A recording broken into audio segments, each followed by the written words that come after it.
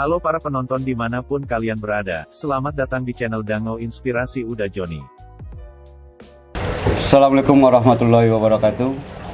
Alhamdulillahirrahmanirrahim. Kembali kita bersua dalam Dango Inspirasi Channel, satu channel yang fokus pada isu-isu pemberdayaan, khususnya pemberdayaan petani, baik dalam kerangka teori, kebijakan maupun praktek-praktek di lapangan.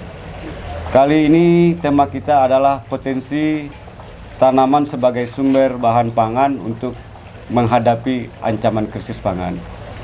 Mengapa tema ini kita ambil? Karena memang hari-hari ini hampir seluruh dunia dihantui oleh ancaman krisis pangan, baik yang disebabkan oleh adanya perubahan iklim, kekurangan sumber daya, atau karena konflik-konflik global yang terjadi di mana saja, dan itu tentu memberikan ancaman kepada kita, khususnya terhadap krisis pangan. Nah, telah hadir di hadapan kita semua hari ini, sobat-sobat semuanya, Profesor Tuti Anggraini, STP, PhD, beliau pakar ilmu pangan dari Fakultas Teknologi Pertanian Universitas Andalas.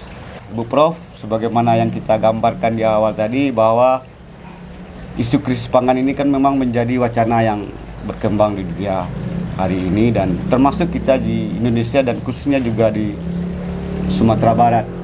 Nah, salah satu yang bisa kita lakukan untuk mencapai krisis, bagaimana kita mengoptimalkan sumber daya yang ada, dan kita ingin menggali itu bersama Ibu dalam pandangan Ibu Prof. Bagaimana ini potensi tanaman pangan ya yang ada di sekitar petani sebagai sumber bahan pangan dalam rangka menghadapi ancaman krisis pangan ini. Silakan Bu. Oke, baiklah, terima kasih. Jadi menurut saya sumber daya alam itu kan banyak sekali ya. Salah satunya adalah tanaman. Jadi tanaman yang berada di sekitar kita ini kebanyakan itu ada manfaatnya untuk manusia. Untuk memenuhi kebutuhan hidup manusia, kita tentu harus memenuhi kebutuhan gizi seperti adanya karbohidrat, protein, lemak, vitamin, mineral, dan sumber-sumber lain yang juga akan menunjang untuk kesehatan manusia. Jadi sumber-sumber tersebut bisa kita dapatkan dari tanaman di sekitar kita. Jadi banyak sekali tanaman. Banyak sekali tanaman yang bisa kita gali potensinya untuk kebutuhan di bidang pangan. Misalnya seperti apa itu Bu? Kita memerlukan karbohidrat. Selama ini mungkin di Indonesia kita lebih familiar dengan nasi, ya. Jadi beras, padi. Nah, beras, padi gitu. Jadi sementara padi ini komposisinya adalah karbohidrat ya. Karbohidrat terutama lebih ke kandungan patinya. Jadi karbohidrat yang bisa dicernanya yaitu pati. Ya, jadi sebagai sumber energi. Nah, pati sebagai sumber energi ini sebenarnya kan tidak hanya ada pada beras gitu ya.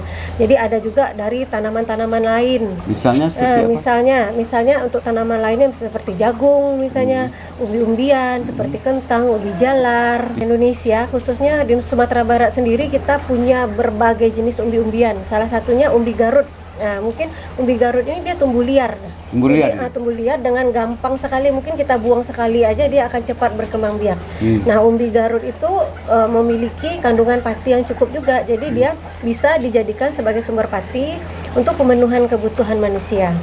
Ya, jadi kacang-kacangan itu leguminosa ya. Leguminosa dia sebagai sumber karbohidrat dan juga sumber protein. Jadi sebagai pakar ilmu pangan, Ibu melihat sebenarnya yang dibutuhkan oleh tubuh ini sebenarnya apa nih? Selain karbohidrat, protein, jadi gizi ya namanya. Gizi. Jadi kita manusia kita harus memenuhi zat gizi seperti karbohidrat, protein, lemak, vitamin dan mineral.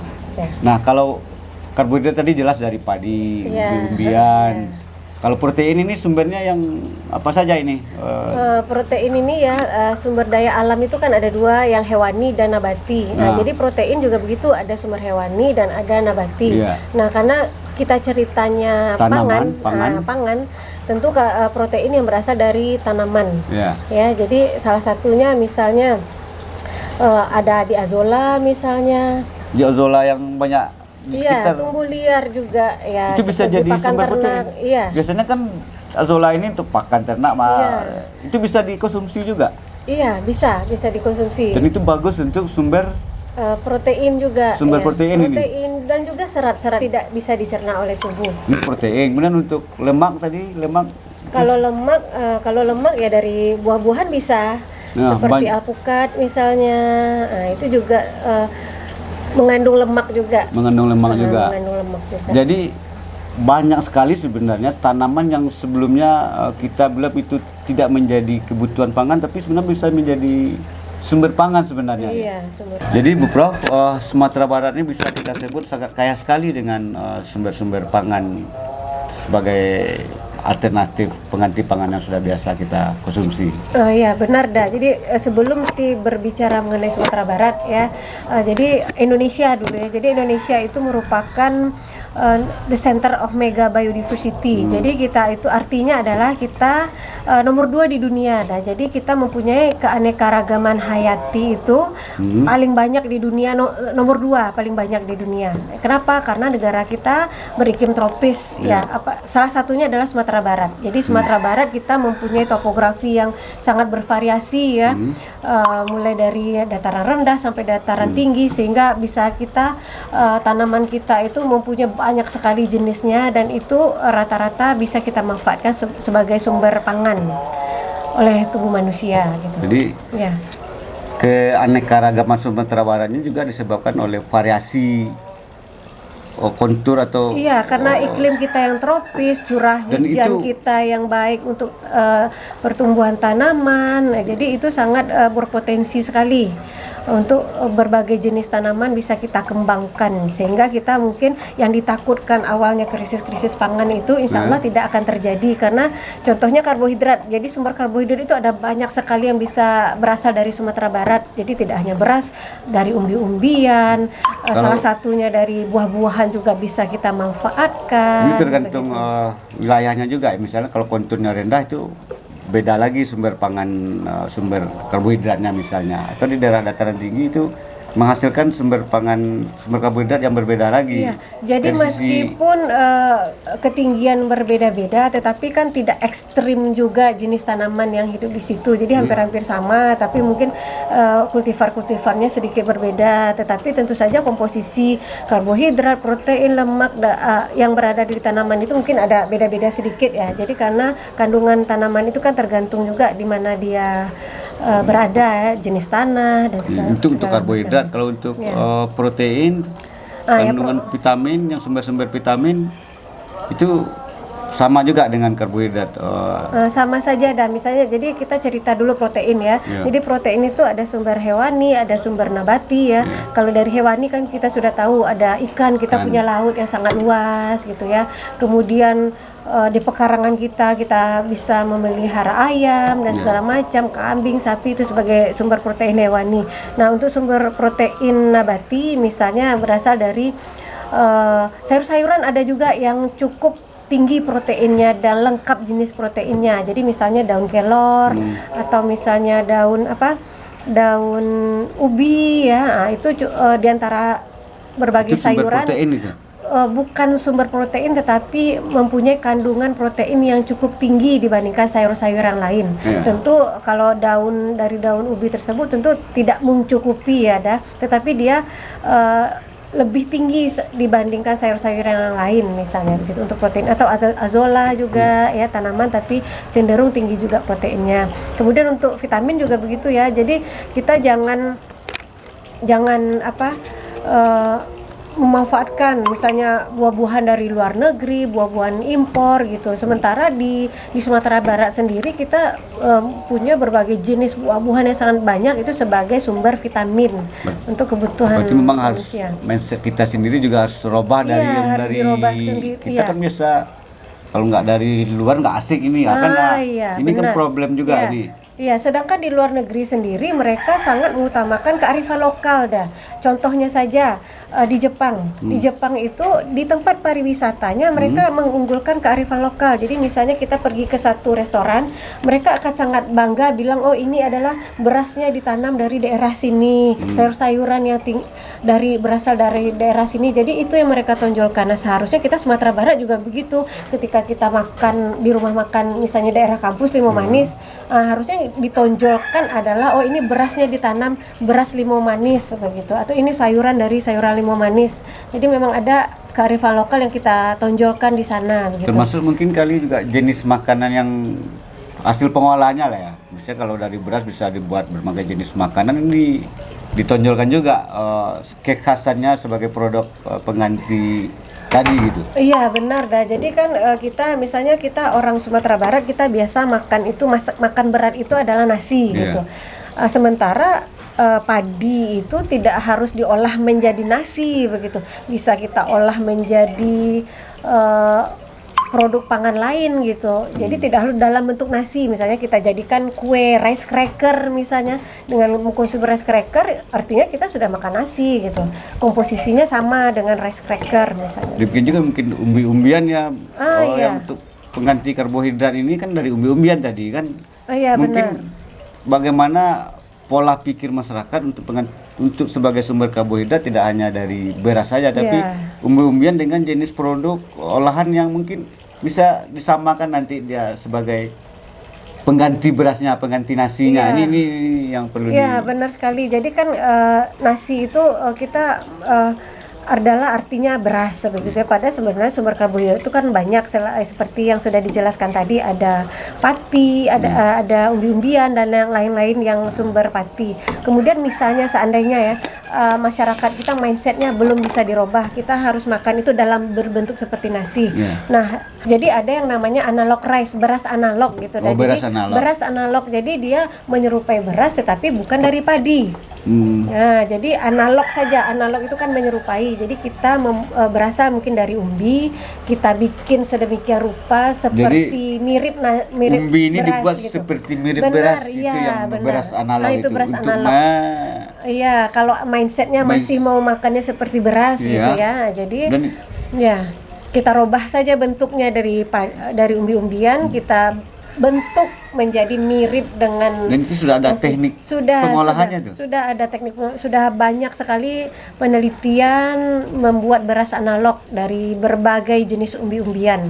Itu termasuk kan ada untuk sumber pengganti mie ini, kan ada yang dari tepung yang sumbernya bahan lokal kan ada juga. Iya, terigu ya, tepung biasanya terigu. Kan mie dari terigu, tapi sekarang dikembangkan dari yang berbahan lokal yang memang dari umbi-umbian kalau nggak salah dari talas ya. Tapi itu kalau nggak salah Peteta pernah mengekspos itu dulu yang dibuat oleh Pak Perilius dulu, seperti pernah dieksposnya itu. Iya benar. Jadi misalnya mie itu berasal dari tepung terigu ya. Sementara terigu itu berasal dari gandum dah. Nah, kita ekspor semua ini. Iya, gandum itu impor semua ini kan. Tumbuh dengan baik di negara 4 musim. Tetapi kan UNAN sebenarnya sekarang sudah mengembangkan juga gandum lokal dah sebenarnya.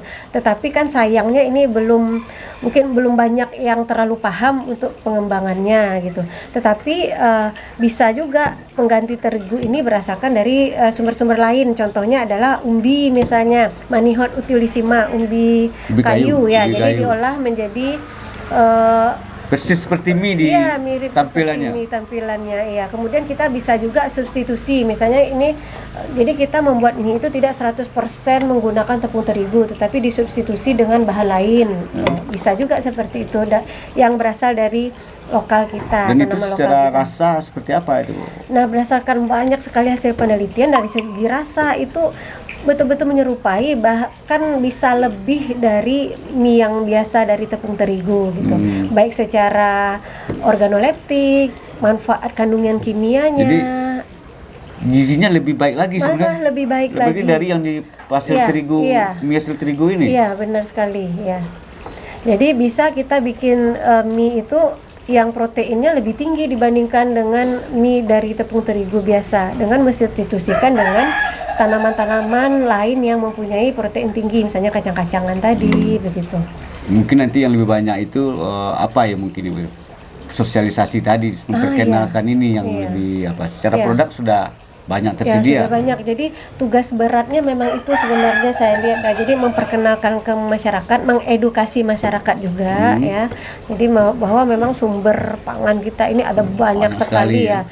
Intinya kan secara nutrisi cuma itu, karbohidrat, lemak, protein, vitamin, tetapi sumber-sumber ini sangat beragam sekali sebenarnya. Nah, itu yang harus kita edukasi masyarakat agar masyarakat paham. Dan banyak juga dari sumber-sumber itu yang belum diketahui oleh masyarakat. Padahal dia tersedia sendiri sebenarnya di lingkungan kita. Dari diskusi kita tadi, kira-kira apa yang poin-poin penting yang bisa Ibu sampaikan dengan potensi tanaman kita ini untuk mengantisipasi ancaman krisis pangan? Ya, jadi menurut saya kita tidak perlu khawatir tentang adanya krisis pangan. Ya. Ancaman krisis pangan ini karena Sumatera Barat sendiri khususnya kita potensinya sangat besar dari sumber daya alam yang bisa kita gunakan untuk pemenuhan gizi dari masyarakat. Nah, begitu dah. Jadi untuk satu pemenuhan kebutuhan gizi kita bisa peroleh dari berbagai jenis tanaman. Jadi tidak usah takut begitu untuk ya, terima kasih Bu Prof.